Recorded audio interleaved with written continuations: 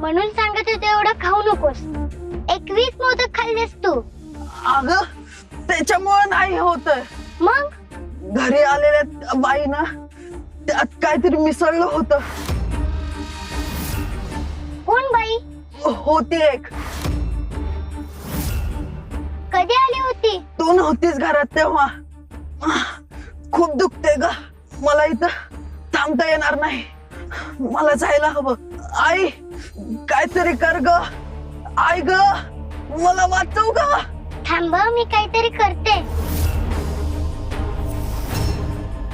काय करू मी याच्यासाठी? त्याच्या पोटाचा दाह कशामुळे शांत होईल? तू जाईल, तूच काहीतरी मदत कर ग. लवकर मदत कर.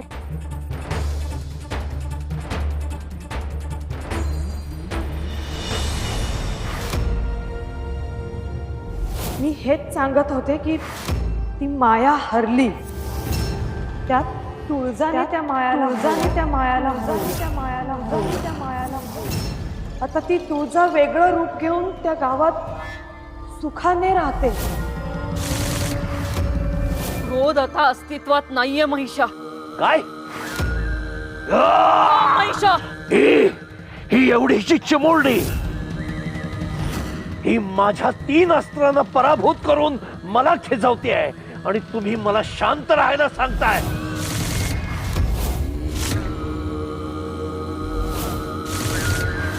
निती माता, ज्याच्याकडून आपल्याला प्रचंड अपेक्षा होत्या तो मदराज पराभूत झालाय. अपयश, पराभव, अवहेलना, जिला बराच काळ हेच हाती येत आहे. आमच्या कुठलीच योजना सफल होत नाही, कुठलाच रिपू यश मिळवत नाही. असं का होत आहे? चुकीच्या दिशेनं मारलेला तीर लक्षभेद कसा करेल रे महिषा? कोण आहे? कोण आहे? आम्हाला एकेरी बोलवण्याचं धाडस कुणी केलं?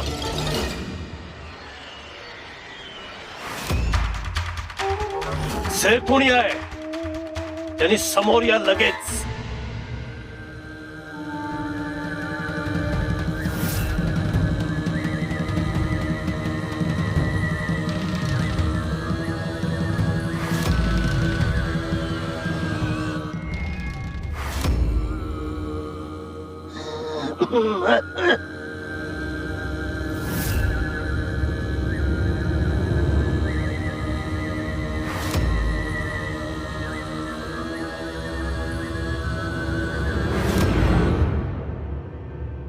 कोण आहेस तू? मी असुर नरेश महिषासुर.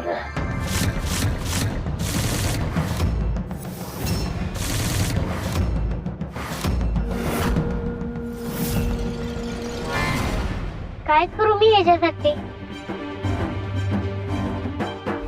कश्यप ऋषींनी 21 दुर्वांच्या जुडी गणपतीला खायला दिली. एवढं समज केल्यानंतर मग गणपतीच्या पोटात जळजळ कमी झाली. हा दुर्वा. आता दुर्वामुळे त्याचं पोट दुखायचं थांबू शकेल. गणपत तू काळजी करू नकोस.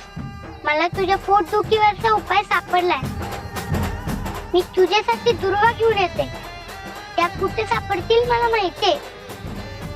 आलेच मी.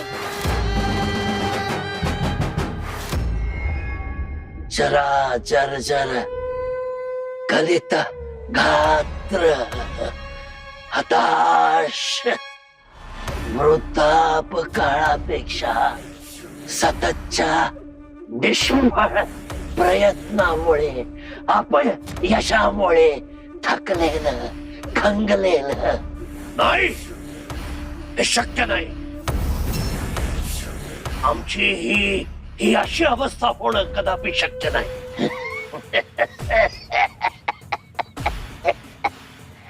होणार होणार.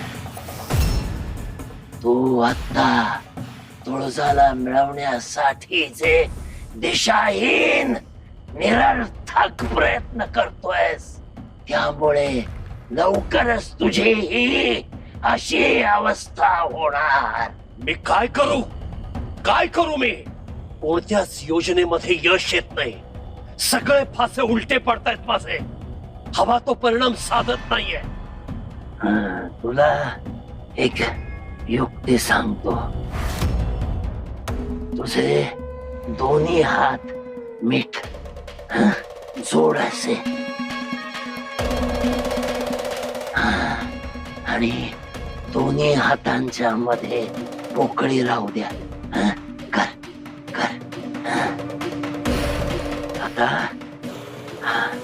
आता उंजळ बघ. सांग काय काय उंजळीत काय आहे तुझ्या? ही ओंजळ तर रिकामी आहे. काहीच नाही. काहीच नाही.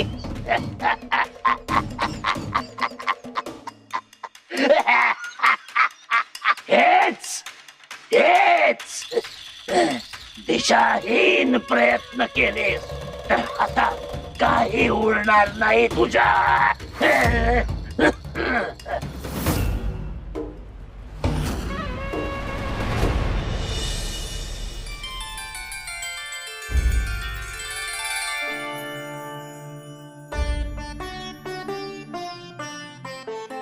हो जनक बाबा, अहो सुरू करा पुढची गोष्ट. त्या गणरायाचं आणि महादेवाचं पुढं काय झालं हे ऐकायची लई घाई झाल्या बघा. वय वय करतो.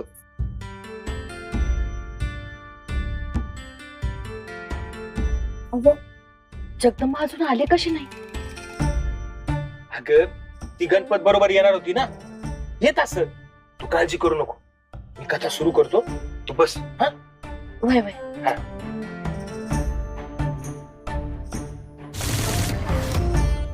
तर मंडळी, काल कुठं होतो आपण? इथंच होतो देवळात.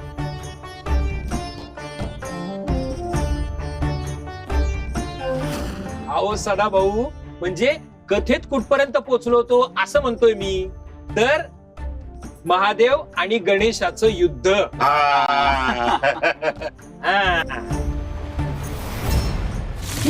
जगदंबा कुठे दिसत नाही. मनोरमे, म्हणजे तुझी योजना सफल झाली तर घरीच बेशुद्ध पडली असणार ती. वा वा. चला आता इथं देवळात सगळे कथा ऐकण्यात गुंतलेले असतानाच इथून निघते आणि तिला उचलून घेऊन जाते तशीच. थांब तुला एक कथा सांगतो. एक मनुष्य होता. मनुष्य तुझ्यासारखाच पराक्रमी, कर्तृत्ववान आणि महत्वाकांक्षी. त्याला शेती स्वतः करण्याचा अपार उत्साह होता. त्यानं मोठ्या कौतुकानं कष्टानं बी आणलं. बी आणि ते रोवलं. कुठं? दगडावर रोवलं.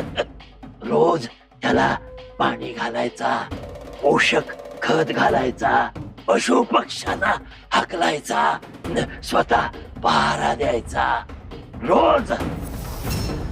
पण तिथं त्या दगडावर एक रोप सोडा, एक कोंब सुद्धा उगवला नाही. रोज जायचा, नाही उगवला. का? कारण तो चुकीच्या ठिकाणी पेरणी करत होता. दगडावर पेरणी करून खत पाणी घालून काय साधणार? हेच तुझ्या बाबतीत सुद्धा होतंय. अरे दगडावर कधी काही उगवत नाही. पाण्यावर पाण्याने लिहिता येत नाही आणि हे तुला कळत नाही. तुळजाला प्राप्त करण्याचे तुझे सगळे मार्ग अनाठायी आहेत, दिशाहीन आहेत. अरे तिला प्राप्त करण्याचे अन्य मार्ग आहेत महिषा.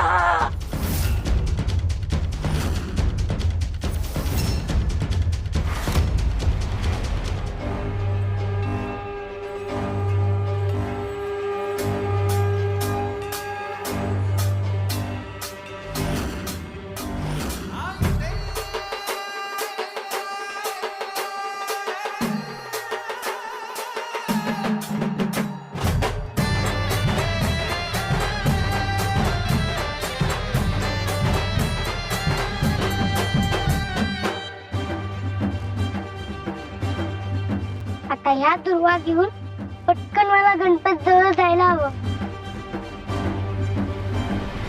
कुठले मार्ग? कुठला मार्ग?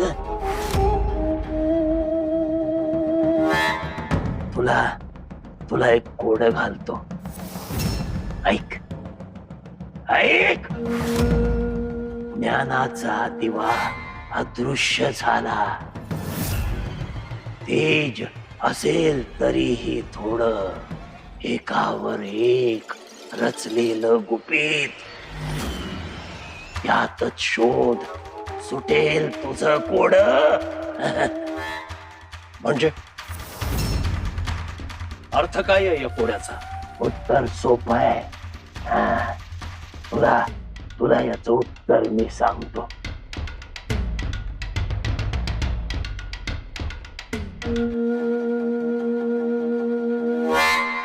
असो नरेश,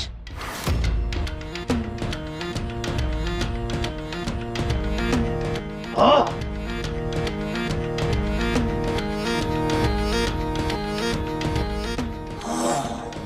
असो नरेश,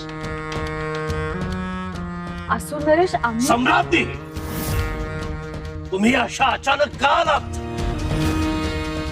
असं अवेळी इथे येण्यापूर्वी तुम्ही अनुमती घ्यायला हवी होती. सगळा घोळ केलात तुम्ही. मला उत्तर. असो नरेश, काय झालं? कसला घोळ? आणि आपण एवढे संतप्त का झाले आहात?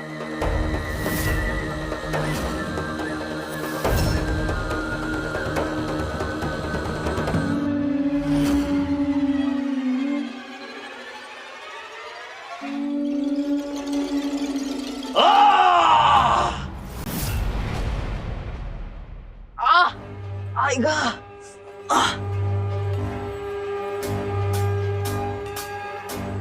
गणपत मी आले. हे बघ दुर्वाही मिळाल्यात. तू जरा उठून बस बरं.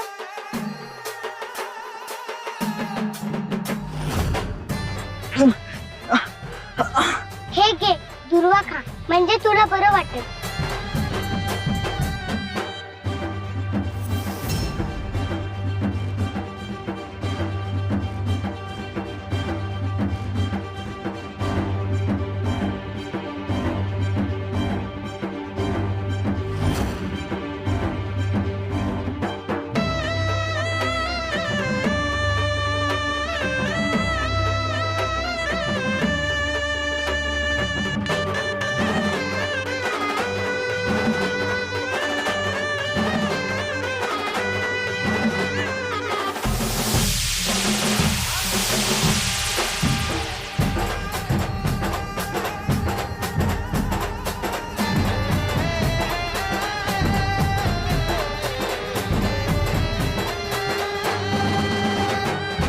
बरं वाटतंय ना आता?